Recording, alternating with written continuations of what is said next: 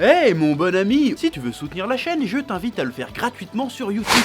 Tu regardes une petite pub de 30 secondes et ça nous fait gagner un peu de sous. Merci beaucoup et que la passion te guide. Ouais. C'est plus probable qu'il ait souhaité, par exemple, que tous les prisonniers de la patrouille galactique soient libérés. Il y en a peut-être même des gars pires que lui, on sait pas.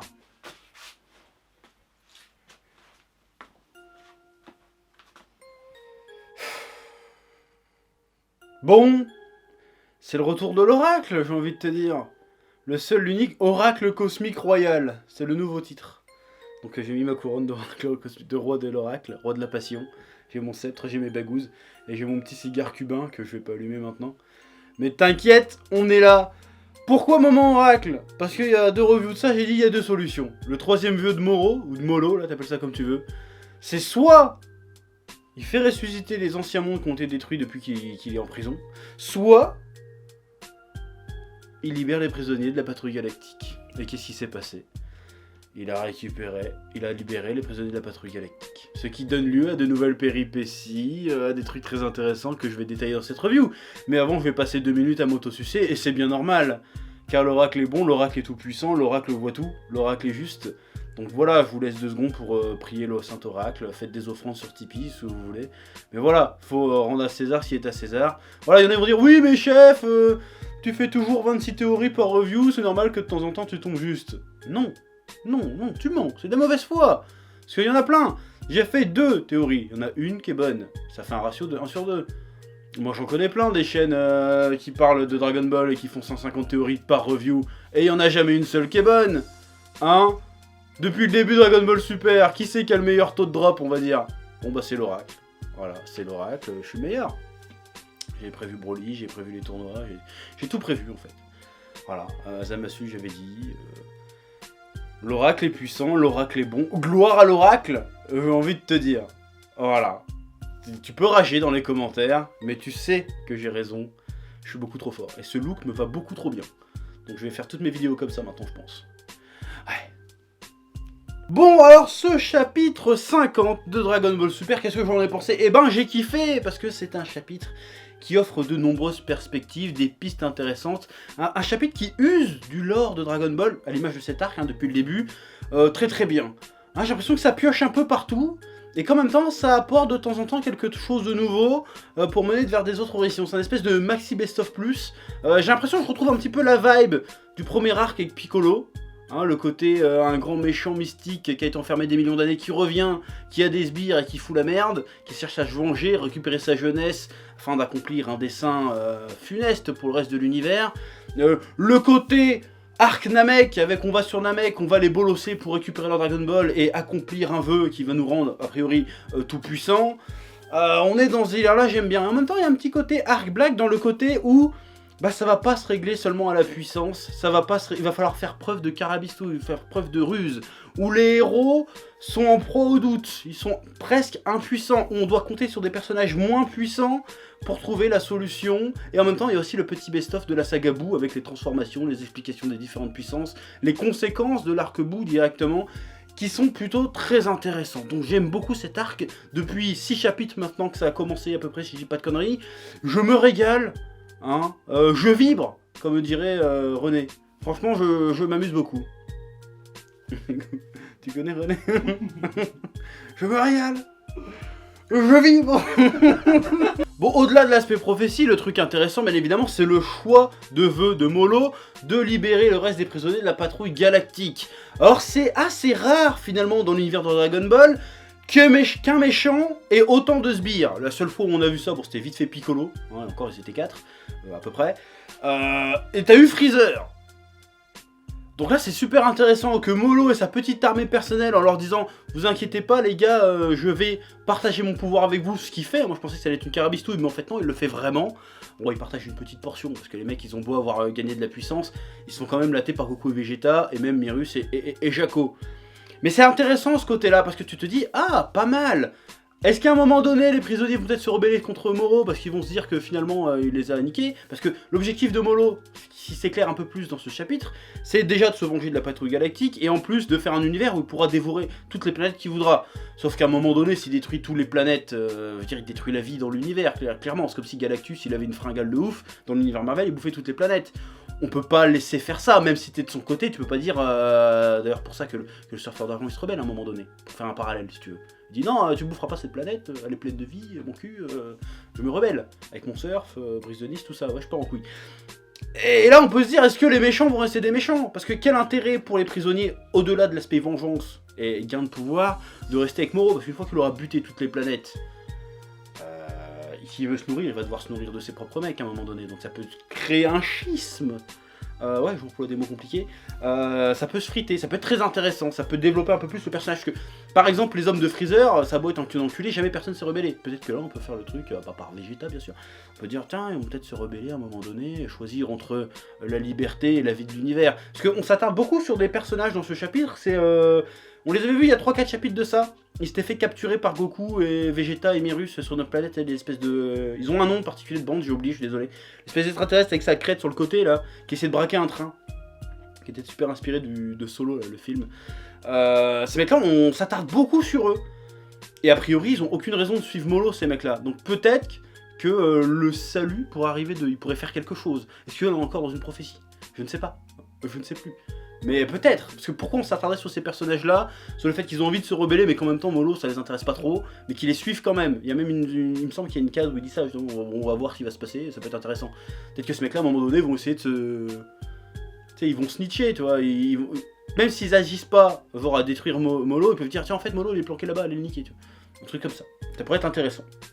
Donc, cette idée-là est plutôt bien jouée, et en plus, ça rajoute des nouveaux méchants. Il y a l'espèce de gros balèze là qui ressemble à... Comment il s'appelle? Machopper, Maconieur. Le gros Pokémon avec 4 bras, c'est Maconieur. Hein. Il ressemble un peu à Maconieur qui à un moment one-shot Goku Super Saiyan 3. Donc il doit être balèze ce mec là pour one-shotter Goku Super Saiyan 3. Alors certes, un Goku Super Saiyan 3 affaibli parce qu'on est en train de le pomper. Pas dans le sens que tu crois. Humour. Mais il fait ça, donc ça fait des personnages très intéressants. Et en plus, dans la prison, tu vois plein d'extraterrestres qui ressemblent à des extraterrestres qu'on a déjà vus. Donc ça c'est pas mal aussi, il y a des petits clins d'œil, genre il y a des personnages qui ressemblent un peu à la race de Hit, même à la race de Jiren par exemple. Ça c'est intéressant, c'est des petits clins d'œil, tout ça. Et il me semble que dans le groupe de méchants qui s'enfuient, il y a un Metalman. Les Metalman c'est, j'ai oublié comment il s'appelle, le gros robot dans le tournoi entre l'univers 6 et l'univers 7. Mais comment il s'appelle ce con? Qui est super lourd là, Botamo? Non, Botamo c'est l'ours. Botamo ou Magma quelque chose. C'est le gros robot méga lourd que Vegeta il en a marre et il l'insulte pour le vexer. Et après il le jette en dehors du ring. Et ben il y a un personnage comme ça et ils disent justement dans les autres arcs qu'il y en a un par univers. Donc peut-être que celui-là on l'a jamais vu parce qu'il était en prison, emprisonné par la patrouille galactique. Vu qu'il a à peu près le même design, c'est super intéressant, ça explore le lore du truc. Voilà, en plus il y a même des méchantes. Ça fait un peu penser d'ailleurs au délire de Bojack. Je sais pas si tu te souviens de Bojack. Les mercenaires de l'espace, ils sont échappés d'une prison, ils arrivent sur Terre, ils ont à peu près le même look. Donc c'est intéressant, tu sens que les idées viennent pas de nulle part. Ça exploite plutôt bien ce qui a été fait dans l'univers, que ce soit canon ou pas canon de Dragon Ball. Et c'est intéressant, c'est plaisant, c'est en même temps un peu déjà vu, mais ils arrivent à faire quelque chose de neuf avec, et je trouve ça plutôt palpitant. Ouais. Et là où encore c'est un petit peu surprenant, c'est qu'on a Goku, Vegeta et le grand Kaioshin alias Boo, qui affrontent une armée, si tu veux. Et ça, on l'a pas vu souvent, d'espèces de batailles rongées comme ça contre plein de mecs.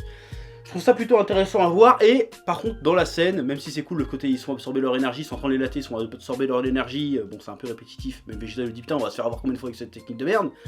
Je trouve quand même, là je vais faire mon fanboy, ils ont raté une bonne occasion de nous mettre un Vegeta Super Saiyan 3. Juste une case, juste pour nous dire ça existe, tu vois. C'était pas compliqué, parce que Goku il passe de Super Saiyan God, Super Saiyan 3... pas Super Saiyan. Vegeta c'est Super Saiyan God, pas Super Saiyan. Voilà, c'était pas compliqué, nous mettre juste une petite case, hein, je sais pas Dieu sait, mais ça fait combien de temps qu'on attend ça?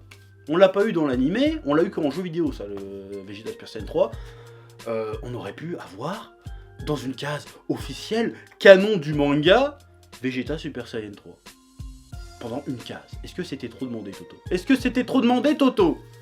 Il y avait l'occasion là. Mais peut-être qu'on va la voir dans la suite, parce que ce que fait Vegeta à la fin du chapitre va peut-être mener une augmentation de puissance plutôt sympathique. Ce qui me mène à ma prochain point de ce chapitre, c'est justement ça, c'est le fait que Vegeta décide de ne pas suivre Goku et de ne pas suivre Daikaioshin au QG. Il veut pas juste battre en retraite Vegeta, il en a marre. Il a un moment Vegeta, très Vegeta, il fait putain, le pouvoir des dieux. Et là il parle pas du Super Saiyan God, hein, il parle du pouvoir des dieux du Grand Kaioshin. Le pouvoir des dieux, la magie de merde de Molo, pardon. Putain, je suis un Saiyan à la base, moi mon truc c'est la puissance brute, c'est les arts martiaux, c'est se battre à la force de ses poings. Il fait non, je vais pas user de ces tricks de merde, j'en ai marre, je vais porter mes couilles. Et il fait vas-y Kakaroto, casse-toi avec les autres, je vais de mon côté, il est temps que je trouve ma voie. Alors on nous a déjà fait le coup vite fait dans l'arc Black et finalement Vegeta n'a pas été décisif. Est-ce qu'on a enfin l'arc de Vegeta, j'ai envie de dire, est-ce que Vegeta va enfin avoir le dernier mot sur le grand méchant? Je pense qu'il le mérite, je pense qu'on le mérite, je pense qu'on a très envie de voir ça tous autant qu'on est. On peut pas être fan de Dragon Ball et pas avoir envie de voir Vegeta briller. Et en plus, ça serait totalement cohérent parce que depuis le début de l'arc, on se focus pas mal sur Vegeta, parce que Vegeta, il arrive sur Namek, il se sent coupable, il dit putain, il faut que je protège les Namek à tout prix. À un moment il veut se sacrifier, il fait vas-y barre-toi Goku, et si je m'en sors pas, tu me promets de protéger les Namek à ma place, un truc comme ça. Donc c'est super intéressant. Il y a même un moment où il parle au grand Namek, enfin au grand chef Namek, l'ex-grand chef Namek, et lui fait ouais, est-ce que vous m'en voulez, est-ce que pour vous je suis une mauvaise personne, et là tu plus ou moins il fait non t'inquiète, on t'a pardonné, on n'a pas le temps de se prendre la tête là-dessus. Donc ça serait logique que Vegeta, mu par le désir de repentance, parce qu'il n'a pas pu se repentir finalement, parce qu'il n'a pas pu se rattraper ses conneries quand il a tué plein de mecs, il n'a pas pu les sauver, et ils se disent, avec sa fierté, en plus sa fierté de Saiyan, ils disent putain j'en ai marre de ces trucs là, je vais trouver ma propre voie, et en plus il dit à la fin je pars sur la planète Yardrat.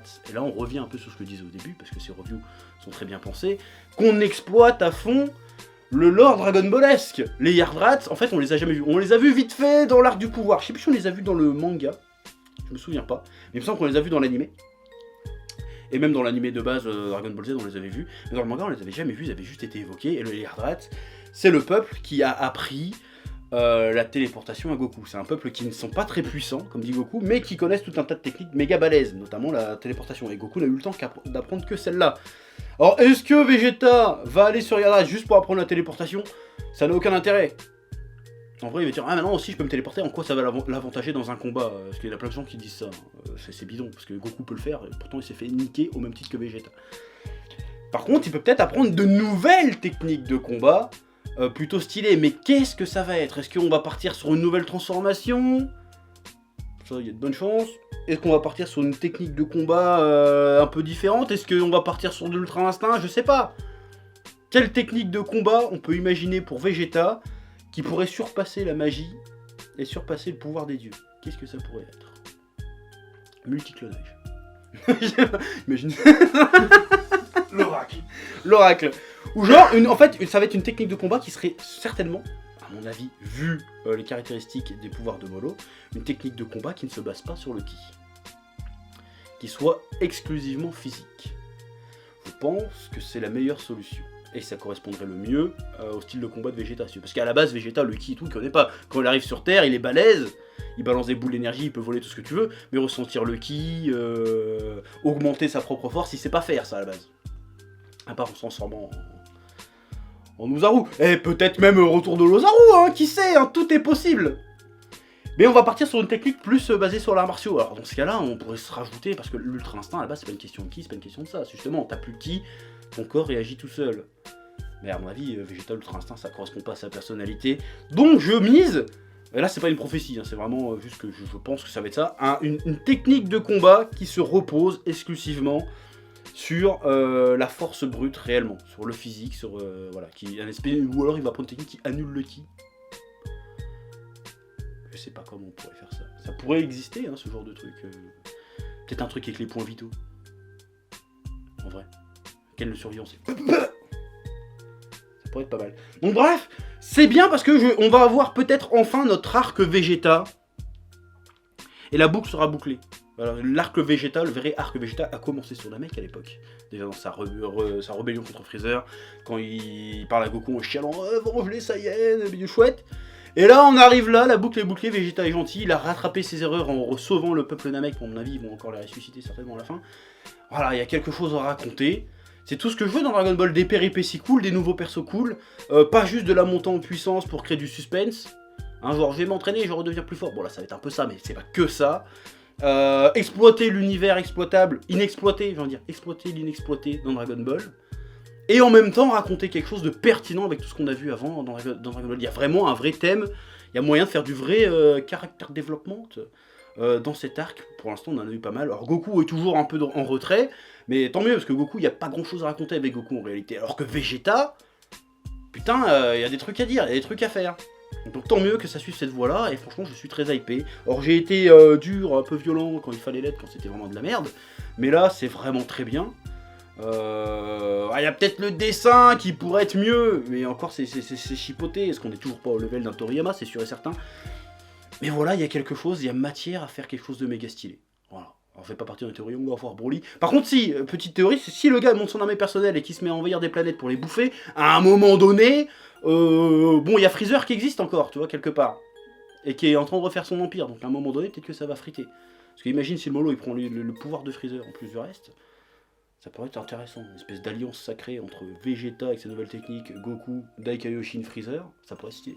Bon, je vais pas hésiter à dire Broly, parce que je pense pas. Mais à un moment donné, ça se passe dans l'espace à l'échelle interplanétaire. Il y a forcément Freezer dans l'équation, ou alors c'est un peu bidon de pas le mettre là, parce qu'il va forcément se rendre compte de quelque chose de Freezer à un moment donné.